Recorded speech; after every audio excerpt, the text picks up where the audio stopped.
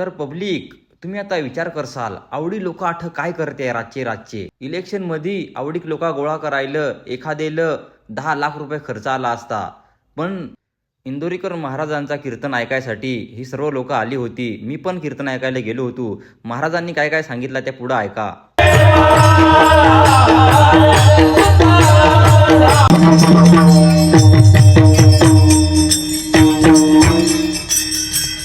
आणि रामाची सेवा केल्याचं फळ हनुमंताला काय मिळालं माहितीये?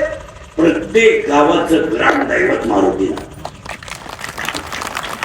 ज्या घरात तापाचा पैसा आला, शुगर आहे, बीपी आहे, एक झटका येऊन याला स्प्रिंग आलेल आहे, मुलाचा खणका चालूच आहे, दूध खाना वळवळ करतोच आहे, झोपायला गोळ्यांचा डाबाचे, परतवायची गुळी, उताना व्हायची गुळी, तोंडवास व्हायची गुळी, तोंड मीठ व्हायची गुळी, काही ना बाथरूमला जाताना गुळी, इकडे खाल्लं तर इकडे होतं, इकडे खाल्लं इकडे होतच नाही.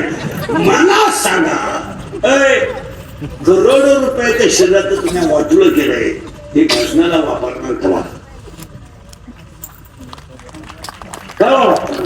हा.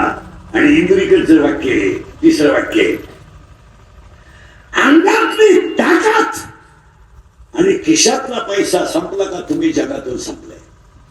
माझा पहिला प्रश्न असा होता, जगात देव आहे का? लाकडा मागणी आहे का? आहे. उसात साखर आहे का? आहे. दुधात गुळणी आहे का? आहे. फुलात सुगंध आहे का? आहे. मग जगात देव आहे का? आहे. फुलात सुगंध आहे पण घेतला तर आहे, लाकडात अग्नी आहे पण घर्षण केलं तर आहे, दुधात गुळणी आहे पण क्रिया केली तर आहे. जगात देव आहे पण संतांची आईवडिलांची सेवा केली तर. 40% शाळेतले पोरं मोबाईल मध्ये रमी खेळून निकारी झाले. बोला तुमचं काय मत आहे? तुमच्या बापाने पाहिलं होतं का 2 रुपयाला 36 रुपये आला? मिशा कुठल्या नाहीत, मिशा नाही ते म्हणतात. आणि पळून गेलेली एकही पोरगी अजून हुशार पोराबरोबर गेली नाही. मी बोलत होतो पूर्वी पळून जातील, गेल्या. आणि मी बोलत होतो पैसे देऊन बायको मिळणार नाही.